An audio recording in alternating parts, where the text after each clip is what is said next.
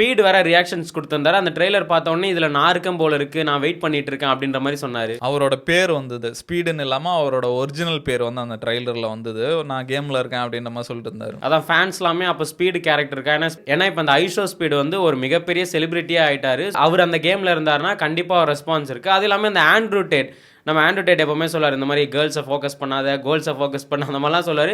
அவருமே இந்த கேமுக்கு வந்து சொல்லியிருக்காரு, நீங்களாம் ஏன் இந்த கேமுக்கு அப்சஸ்டாக இருக்கீங்கன்னா, ஏன்னா உங்ககிட்ட கார் இல்லை, கேர்ள்ஸ் இல்லை, மணி இல்லை, அதனால தான் அதுக்கு வெயிட் பண்ணிட்டு இருக்கீங்க அப்படின்ற மாதிரி அவரும் சொல்லியிருக்காரு. இப்போ ஆண்ட்ரூ டேட்டுன்னு இல்லை, நிறைய இன்ஃப்ளூயன்சருமே இதை வச்சு எப்படி சம்பாதிக்கலாம் அப்படின்ற மாதிரி வெயிட் பண்ணிட்டு இருக்காங்க.